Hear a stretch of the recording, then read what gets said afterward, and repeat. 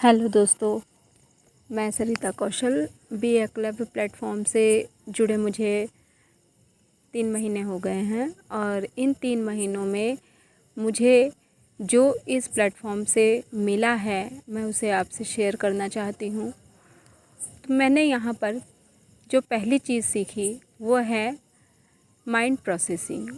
Mind processing क्या होती है तो इसके विषय में मैं आपको बताती हूँ कि माइंड प्रोसेसिंग एक वह प्रक्रिया है जिसमें हम अपने दिमाग की, अपने अंदर के जो कचरा होता है दिमाग में उसकी साफ़ सफाई करते हैं।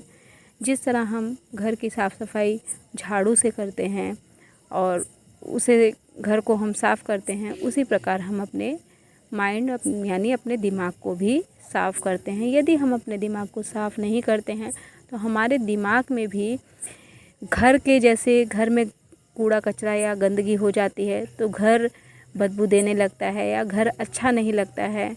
उसी प्रकार हमारे माइंड में भी कूड़ा कचरा या फिर गंदगी हो जाती है तो वो धीरे धीरे बदबू देने लगता है, जिसका फलस्वरूप हम लोगों में गुस्से का आना या फिर चिड़चिड़ाहट और कम डिप्रेशन में रहना, कुछ भी अच्छा ना लगना, एनर्जी का कम होना, आलस से आना, ये सारे लक्षण जो होते हैं वह दिखाई देने लगते हैं। तो माइंड प्रोसेसिंग के दौरान हम जब इस कचरे को साफ़ करते हैं तो यह कचरा जब साफ़ हो जाता है तो हमें सारी क्लियरिटी आने लगती है, हमारे अंदर की एनर्जी वापस आ जाती है और हमारा जो चिड़चिड़ाहट होती है, जो गुस्सा होता है, वह सब चला जाता है। तो आइए हम माइंड प्रोसेसिंग कैसे किया जाता है इसके बारे में जानते हैं। माइंड प्रोसेसिंग जो होता है वह बचपन से लेके अब तक की जो भी हमारे जीवन में घटित घटनाएं होती हैं, चाहे वो हमारे किसी भी रिलेटिव से हो, माता से, पिता से, भाई से, बहन से, चाचा, मामा, मामी, बुआ, दोस्त, पड़ोसी या फिर कोई भी ऐसा अदरवाइज़ कोई भी पर्सन जो हमसे जुड़ा हुआ हो, उससे संबंधित कोई भी घटना जो कि दुखद भी हो सकती है, सुखद भी हो सकती है, ऐसी घटनाएं जो हमें बार बार याद आती हैं, जो हमें परेशान करती हैं या जो हमारे दुख का कारण बनती है, जिनकी वजह से हमारी आंखों में आंसू आ जाते हैं या हमें उन घटनाओं को याद करते ही हमें तकलीफ़ होने लगती है। तो उन्हीं घटनाओं पे हम पहले तो उन पे पिक्चर बनाते हैं। पिक्चर से मतलब यह है कि वह घटनाएं कहाँ हुई, कब हुई या फिर उन घटनाओं में क्या क्या, किनका किनका रोल था या फिर कौन कौन सी चीज़ें थी। जैसे मैं उदाहरण के तौर पे आपको बताती हूँ कि यहाँ मतलब हम किसी शादी में गए, तो शादी में गए और वहाँ पर हमने शादी अटेंड की और शादी अटेंड करने पे वहाँ पर किसी का झगड़ा हो गया और झगड़ा होने के बाद वहाँ पर बहुत ही मारपीट हुई और खून खराबा तक की नौबत आ गई। तो ये एक घटना हो गई। अब इस घटना में पिक्चर क्या क्या बन सकती हैं भाई? पिक्चर ये बन सकती है, दूल्हा दुल्हन की पिक्चर बन सकती है, किसकी शादी थी, स्टेज की पिक्चर बन सकती है, वहाँ पे मारपीट हुई, वो मारपीट की पिक्चर बन सकती है, या फिर मारपीट किस वजह से हुई, क्या मारपीट होने की वजह पैसा था या फिर कोई भी ऐसा कारण जो है उसकी पिक्चर बन सकती है। और फिर वो पिक्चर बनाने के बाद हम उस पर क्वेश्चन बनाते हैं।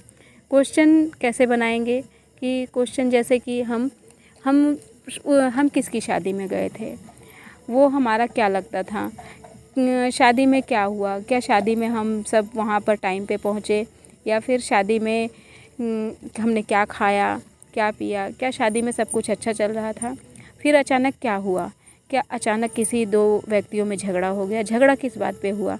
इस तरह के हम क्वेश्चन बनाते हैं और जब हम क्वेश्चन बनाना शुरू करते हैं तो एक के बाद एक, एक के बाद एक, एक के बाद एक क्वेश्चन अपने आप ही मन के अंदर से, अपने अंदर से ही वह क्वेश्चन आने शुरू हो जाते हैं और हम सारे क्वेश्चन बना लेते हैं। तो इसी प्रकार हमारे जीवन में अनेक ऐसी घटनाएं होती हैं जो हमें परेशान करती हैं बार बार और हम उसको किसी से कह नहीं पाते हैं या फिर हमारे मन में कहीं ना कहीं वो दब जाती हैं, वही घटनाएं हमको परेशान करती हैं। तो दोस्तों इस माइंड प्रोसेसिंग के दौरान मैंने भी ऐसी बहुत सी घटनाओं को अपनी कॉपी और पेन के सहारे से उसको उतारा और उतारने के बाद उन क्वेश्चंस को जब मैंने अपनी ज़िंदगी में हुई घटनाओं से रिलेट किया। फिर उसके बाद मैंने जब उनको फाड़ के जलाया तो मुझे ऐसा हल्कापन महसूस हुआ जिसका मैं बयान आपको शब्दों में नहीं कर सकती हूँ, और मैं बता नहीं सकती हूँ कि मैंने क्या महसूस किया। लेकिन हाँ, मुझे यह लगा कि जैसे मेरे सर पर कोई भारी बोझ था और उसे मैंने उठाकर फेंक दिया हो, उस तरह का हल्कापन मुझे महसूस हुआ। और तभी से मुझे ऐसी प्राप्ति हुई कि मुझ में आए, माइंड प्रोसेसिंग के बाद मुझ में आए जो बदलाव हैं वो इस प्रकार हैं कि अब मुझे गुस्सा बिल्कुल नहीं आता है। मैं 100% अपने गुस्से को कंट्रोल करने में सक्षम रहती हूँ। और दूसरा ये कि मेरे अंदर की चिड़चिड़ाहट ख़त्म हो गई है। मुझे जो बात बात पे रोना आता था, अब वो मुझे बिल्कुल नहीं आता है। मेरे अंदर जो नेगेटिव थॉट्स आते थे, जिससे मुझे कई बार नेगेटिव थॉट्स आने की वजह से मैं कई बार इतना परेशान हो जाती थी कि मुझे सुसाइड तक के भी मतलब अटेम्प्ट करने के ऐसे ऐसे विचार आने लगते थे। अब वो मेरे दिमाग में बिल्कुल नहीं आते हैं। और प्लस पे अब साथ ही मुझे हर समस्या, जो समस्याएं भाई जीवन में तो सबके ही होती हैं, मेरी भी जीवन में है, और मेरी भी जितनी भी समस्याएं हैं, अब उन समस्याओं को जब मैं देखती हूँ तो अब वो मुझे वो समस्याएं नहीं लगती नहीं हैं, बल्कि मुझे उनका हल दिखाई देने लगता है। और मुझे समझ में आने लगता है कि उसे सुलझाने के लिए मुझे क्या करना चाहिए।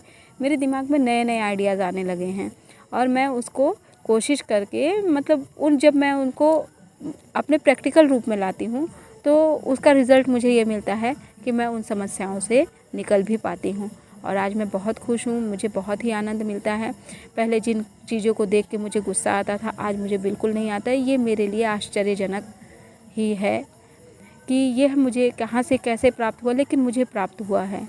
यह मेरे लिए बहुत बड़ा अचीवमेंट है, और मैं आज बहुत खुश हूँ। और मैं धन्यवाद देना चाहती हूँ बी एकलव्य प्लेटफॉर्म का, कि जो बी एकलव्य प्लेटफॉर्म के हमारे जनक हैं श्री भटनागर जी, उनका मैं धन्यवाद कह के मतलब इन छोटे से तुच्छ शब्दों से मैं उनके आभार को व्यक्त नहीं कर सकती हूँ।